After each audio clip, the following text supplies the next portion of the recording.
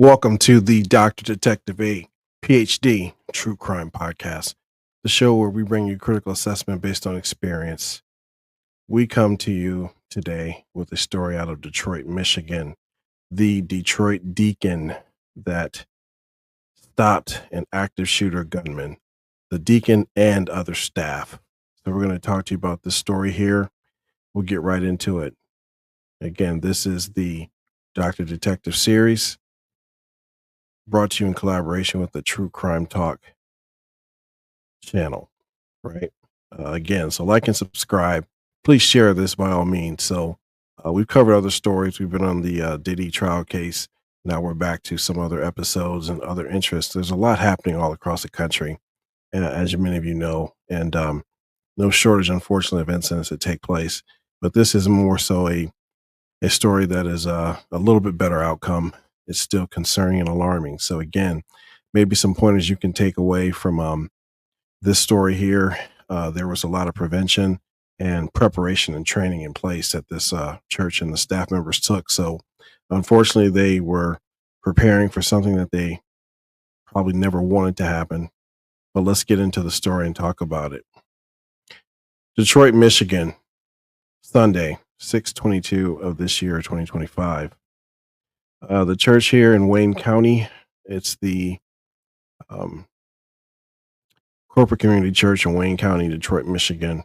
Right. So typical Sunday service, and they're having service when one of the deacons is actually arriving late to the location. So he sees a man in army fatigues, and he's got a gun on his hip. And then he sees the man go into his vehicle and pull out what appears to be an AR-15 rifle.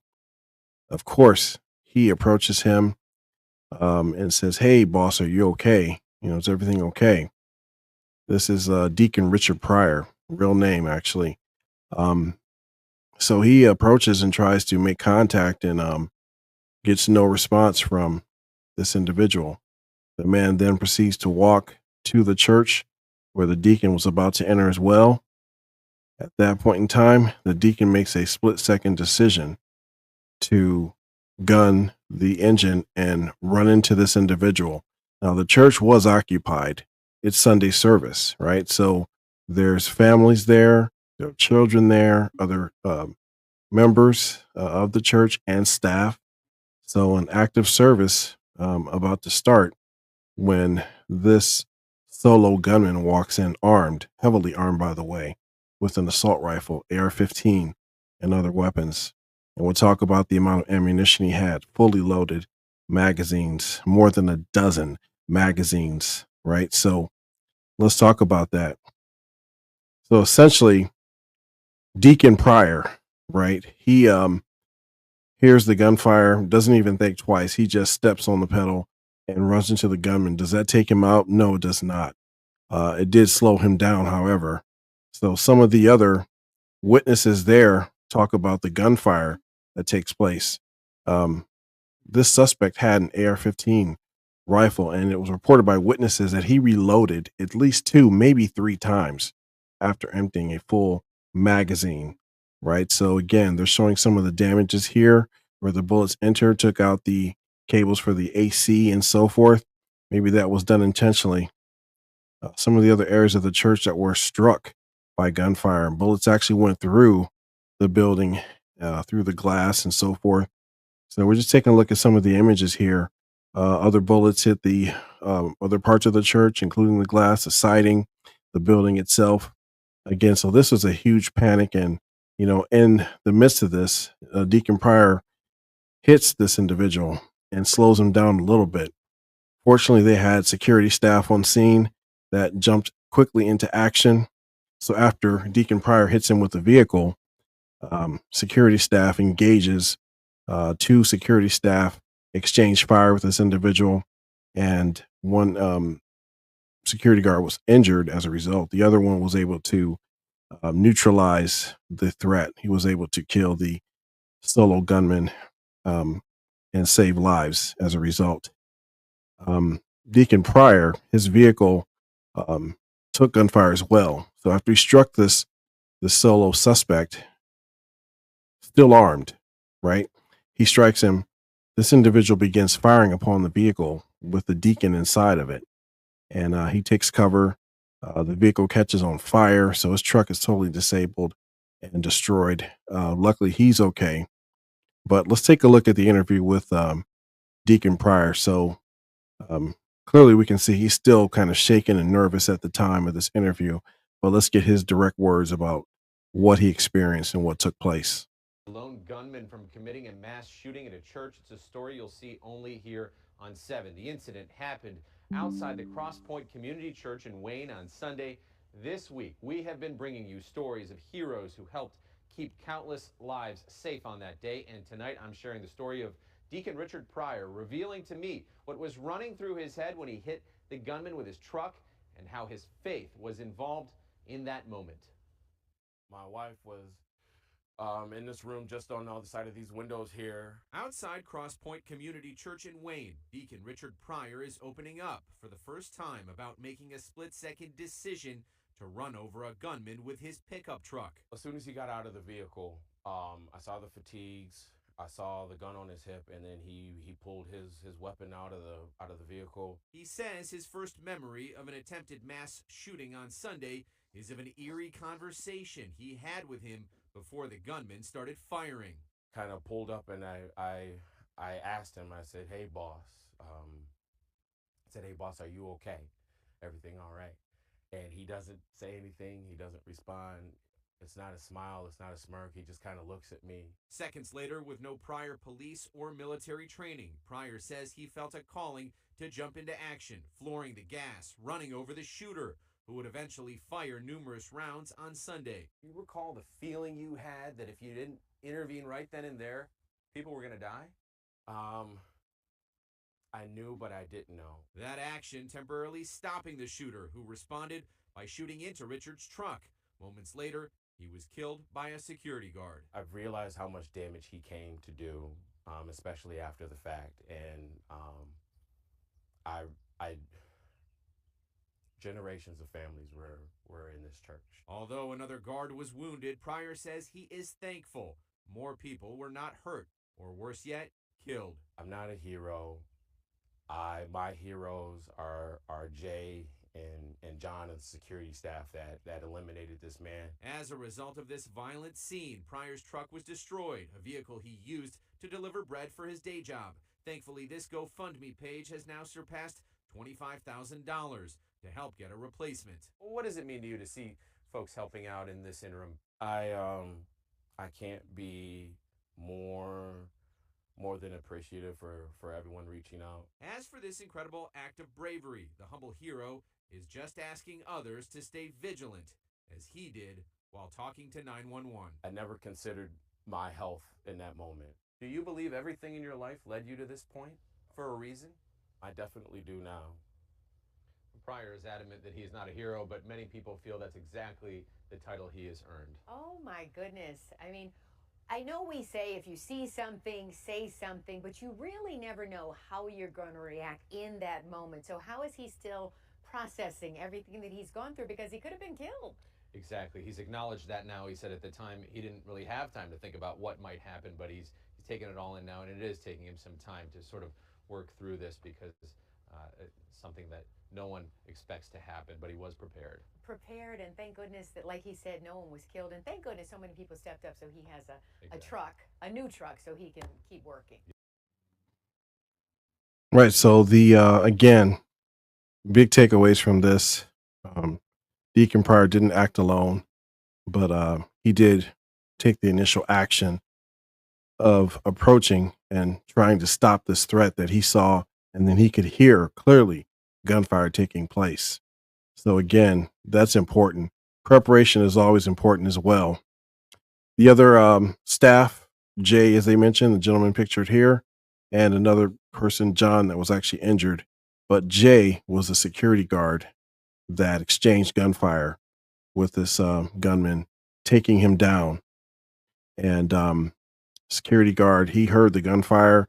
He was inside with the services and the other members, family and staff, quickly just acted, right? We're going to hear his interview shortly.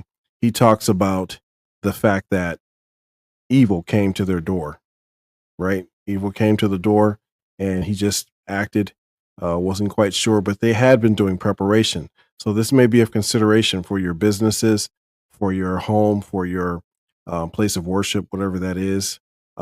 Just anywhere there's active people, um, keep your head on the swivel, right? Um, be aware of your surroundings. And of course, no one can prepare for something of this magnitude, but maybe have a safety plan in place, maybe just plan for a contingency of what if things go to a worst case scenario, like in this situation here. Pay attention to the doors, how many people are actively present, any weird behavior, and report it. Doesn't hurt to report. It's just a phone call, right? Phone calls away. So let's continue here. The security guard, we're going to hear his interview as he talks about what he did, uh, his acts and so forth, and his preparation. Tonight with the interview you will see only here on 7, a security guard stopping an attempted mass shooting at a local church. Welcome to 7 News Detroit at 6. I'm Carolyn Clifford. And I'm Simon Shaquette. Thank you for joining us. This all playing out at Cross Point Community Church in Wayne on Sunday. Thankfully, nobody was killed, and that's thanks in part to Jay Trombley. 7 News Detroit reporter Randy Wembley talked with Trombley about the moment he jumped into action and what he was thinking during those chaotic moments.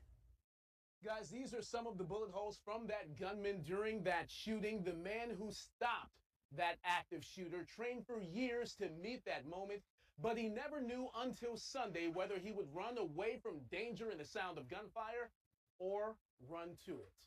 Heard a noise, thought it was mechanical at first, turned to see people running. Asked them through a door what had happened. I thought it was in the cry room, and a young woman said AR-15. And I said, where? She pointed, and I headed in that direction. Jay Trombley is a member of Cross Point Community Church and its safety team, which sprang into action when 31-year-old Brian Browning showed up Sunday morning armed with a rifle and a handgun looking to do harm. Found out that evil came to our door, but God's hand of protection was right over us. So many things happened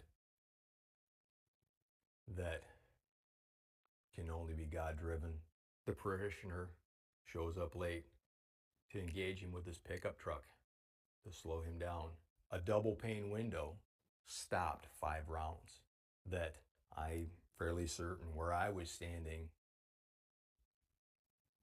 to look at the wall behind me, to see the impacts, to see that where rounds from his rifle traveled and impacted, God's hand was protecting me. Trombley and other safety team members, all average citizens with no police or military experience, have undergone extensive training in the event they encounter an active shooter. He says Sunday's nightmare underscores a harsh reality. You are your own first responder. Browning attended a few services at the church where his mother was baptized. Trombley is coming to terms with the reality that the cost of saving lives on Sunday was taking one.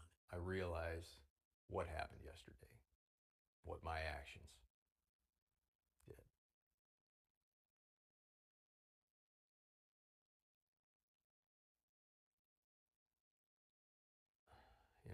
I will reconcile with the Lord on the time for that. I was protecting his people. The one thing that always has been in the back of my mind, the question, if I hear that noise, will I run to it or will I run from it? And I answered that question yesterday. I asked Jay if he sees himself as a hero, but he said he's simply a guardian of his family. And this church is his family. In Wayne, I'm Randy Wembley, 7 News Detroit. And he said something. So yeah, the outcome was better in the situation scenario, and you just never quite know how you may respond or may have to respond to this. Again, as Jay said, Mr. Trombley, this was a multitude of things that came together. Unfortunate for the gunman, but fortunate for the families, for the safety of the members, safety of the staff, safety of themselves, right? When a person takes that aggressive action, they have to be stopped. So, unfortunately, but this worked out um, with the deacon arriving, making that split second decision just to use the vehicle to try to stop the actions taking place. Police arrive after and secure the area, of course, do a sweep as standard protocol. And the processing then begins, the interviews begin, trying to determine what happened, the reasons for this. So there were additional witnesses present. The shooter was identified as Brian Anthony Browning, 31 years of age, from Romulus, Michigan. His motivations at the time are unknown, according to police, though officials said he appeared to be suffering from some type of mental health crisis. So, again, to engage this type of action and make this decision to still go through with it and begin firing uh, rounds from an assault rifle at individuals and families, children, pretty extreme. Further investigation revealed that Browning had carried several weapons. So he had an AR-15 assault style rifle with more than a dozen fully loaded magazines. Also, he was carrying a semi-automatic handgun with an extended magazine and hundreds of rounds of ammunition. Police identified that these weapons were all legally acquired and owned by him. And of course, the investigation continues. We do understand the pastor talked about speaking with the suspect months before the shooting took place. The mother of the suspect attends the church. She was baptized there in October of 2024. So this pastor spoke with the shooter months prior. The pastor talks about questions they discussed. The suspect had questions about the Bible. He also challenged the pastor in several areas in scripture they discussed in detail. And as I mentioned, his mother was a member of the church. Suspect's mother is a member of the church, and she had been baptized in 2024 in October. The pastor mentioned he had last seen the suspect in February. And at that time, the young man said, "Could you help me with some things?" And the pastor said, "Sure, I would do that." Right. So unfortunately, he hadn't been seen again since February until this Sunday date, this unfortunate, tragic event that took place. So again, officers processed the scene after the incident. Of course, this is going to be ongoing as they search through different data, different social media, different belongings. I'm sure that they conducted a search warrant for, and just to try to get some idea. There was a mention that the suspect said he was a prophet at some point in time. So was he having some kind of mental health episode? Was there a diagnosis, or was he on medication or being treated for any kind of mental health? We may dial back to the story as more unfolds. But the investigation obviously continues. Again, if you have a chance to prepare, think about just have some kind of plan in place of action, especially at your place of service or what have you, or just any public place, right? Maybe start to have that discussion before an incident like this would take place. It's a contingency plan of what if, what can we do? What can we prepare for? Do we have security? Do we need security? Do we need more security? Or do we need to just run over our plan, safety plans, and so forth? Again, can never be too prepared. Self-awareness. This is a story of the Detroit Deacon and staff that stops an active shooter and gunman. Brought to you by the Dr. Detective PhD True Crime Podcast. I want to thank you for watching. Please share, like, and subscribe. And as always, I send love to the family of all those protected, love to the actions by the staff, love to you all, and love to the and prayers for that gunman, whatever he's dealing with, unfortunate outcome. I want to say thanks again for watching. Stay tuned, like and subscribe and share. Let's go.